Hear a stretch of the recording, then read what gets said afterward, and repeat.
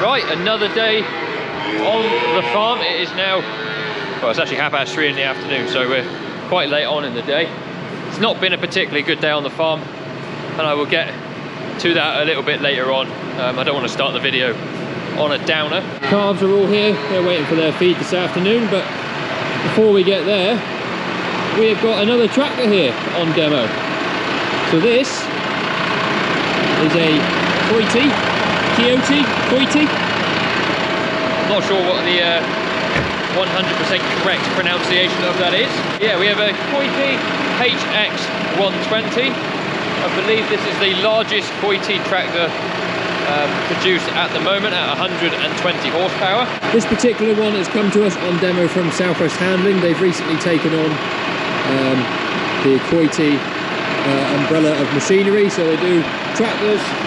And then you might remember a little while ago we had a Coyote side-by-side, gator type thing. So yeah, it's here for a couple of weeks on demo. I'm making this video now because I'm not going to get a chance to drive it much because I'm going on holiday tomorrow. But I just thought I'd show you guys. It's not something you see very often. They're not that well known of a brand. But we got it here on the straw chopper. We wanted to make use of it whilst it was here. I never checked to see if the strings have been cut in this bell, but they have. And I was going to bed at my car. So as I said, 120 horsepower. This particular one does have a loader on it. I'll show you the loader in a little while. It's not actually on the tractor at the moment, but it did come with a loader. We took it off so we could get around the sheds a bit easier.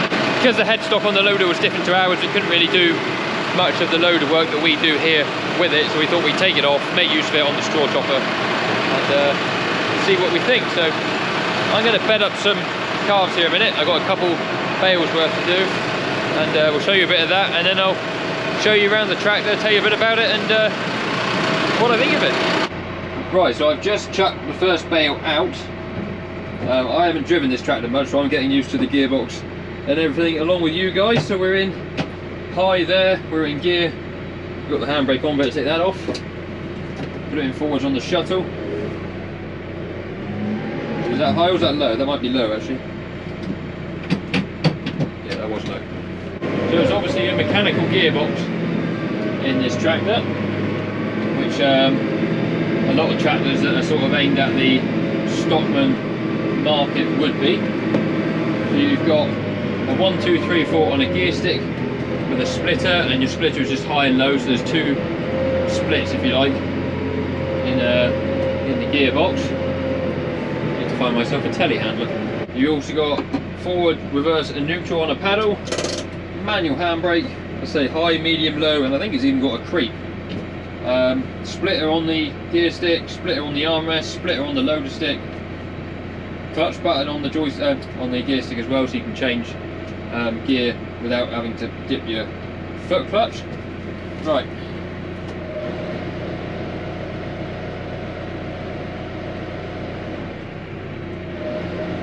Go and get another bale, show you a bit more.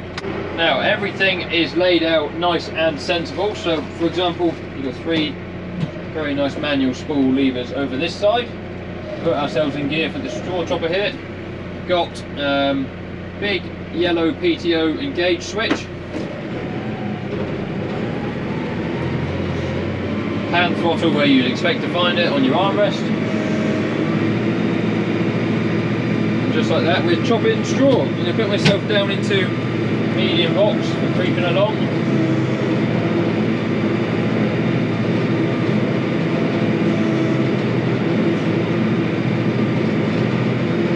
I don't know how it sounds on the camera, but it is fairly quiet in here, to be honest. There's an awful lot of glass, so this is a big door, there's no B pillar there, whereas the driver's door you get in has got a B pillar.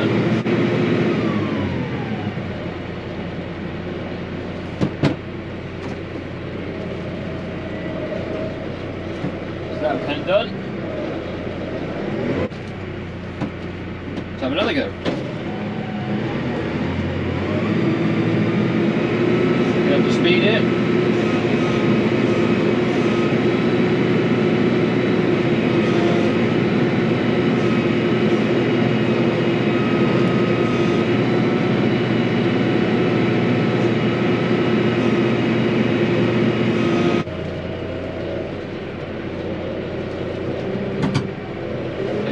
here.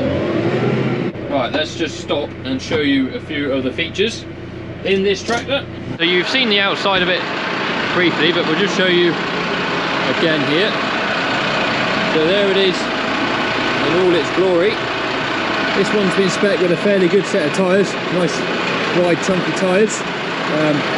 They do stick out the side of the mudguard ever so slightly over. You've got your loader block there, you've got your quick connect block for your loader, your bracket, frame for a front weight there.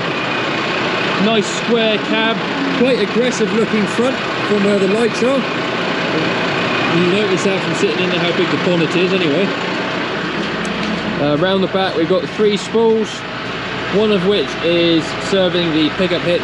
One of the things that's a bit bizarre about it is a pickup hitch is an optional extra, as is the third service on the loader. So really, if you're buying one of these tractors in this country, you're not going to have a loader without a third service, and you're not going to have a tractor without a pickup hitch. So those things would always be spec.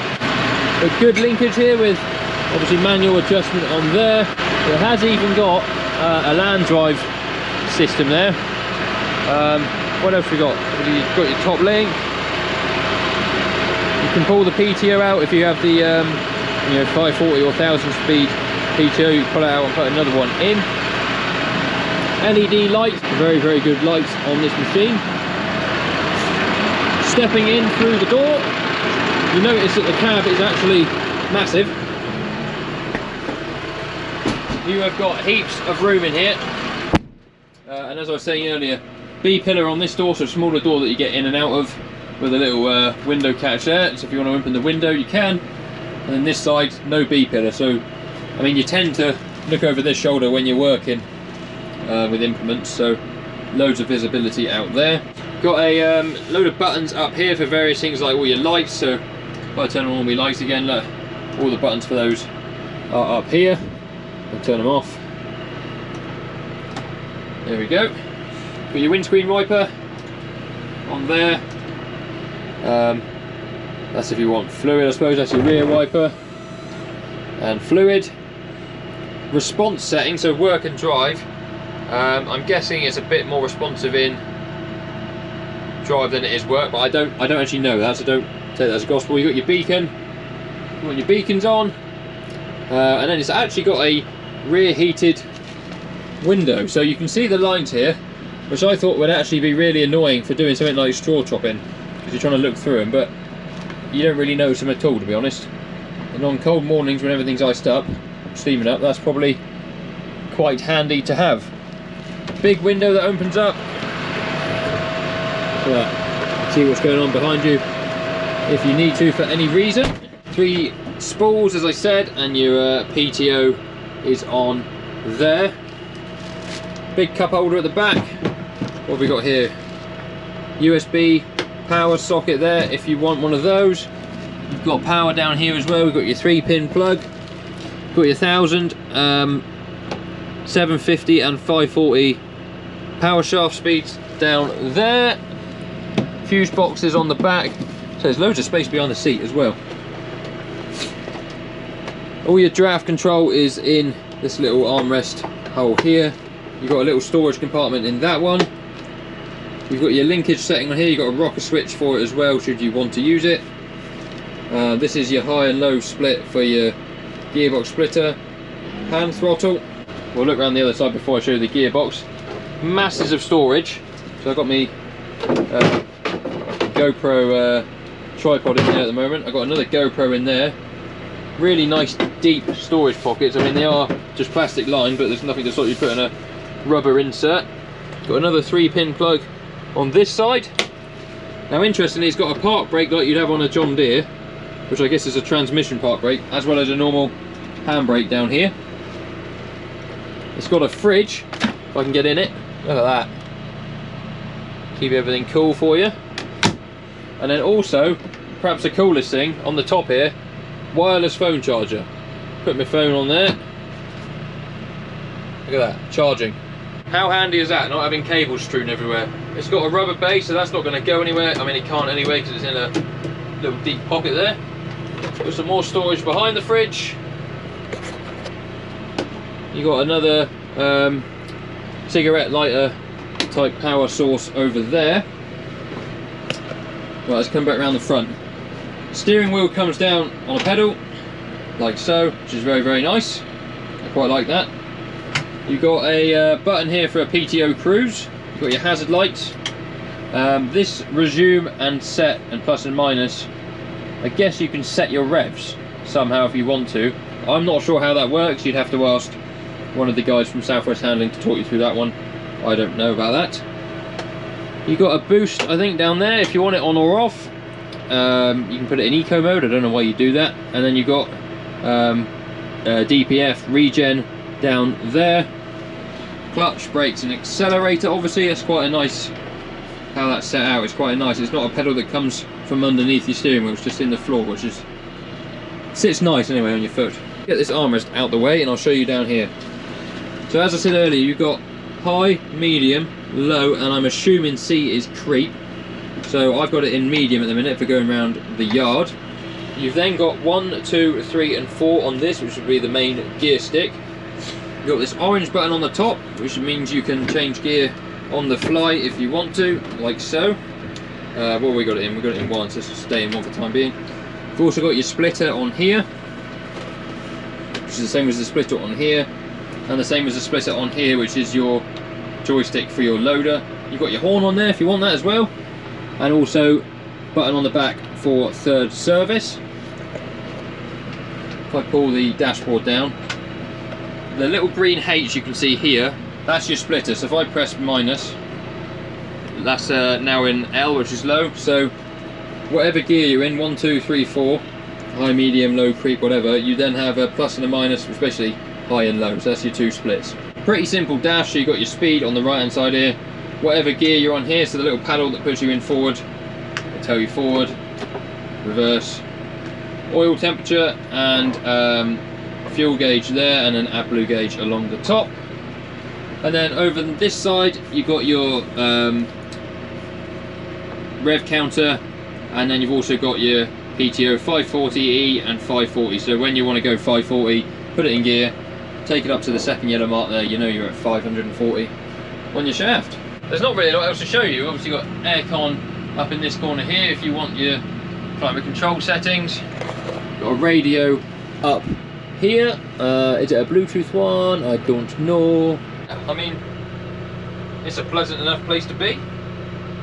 I can't really complain. I don't think I'd want to go and you know, spend a 16-hour day in it with mowers or whatever, but for around the yard it's got a really, really tight turning circle. And for the sort of people this would be aimed at, so your stockmen, you know, that with a loader on the front, the turning circle as tight as it is, I don't think you'd be too upset, especially for the money. So 120 horsepower tractor. Right, so let's take this back round the yard. So what am I in here? I mean, let's go medium range, and let's go second.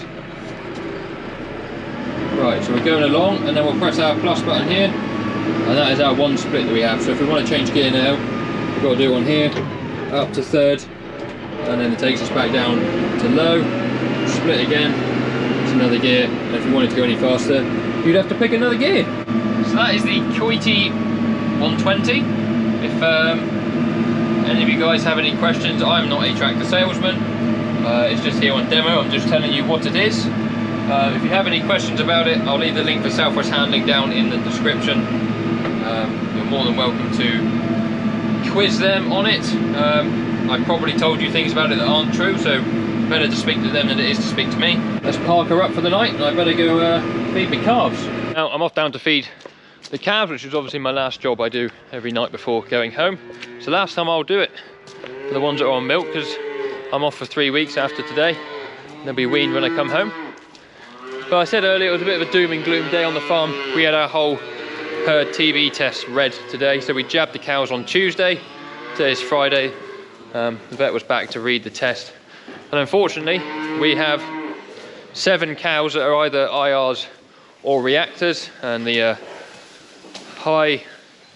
a high chance that the 4 IRs we found will be taken as reactors, because we're on a severe interpretation of TB reading, which is a bit of a kick in the nuts, because Well, we got 131 animals that were due to calve this coming spring, and we're now going to lose 7 of them, which will be fairly heavy in calve at the moment they are, and they're perfectly good cows.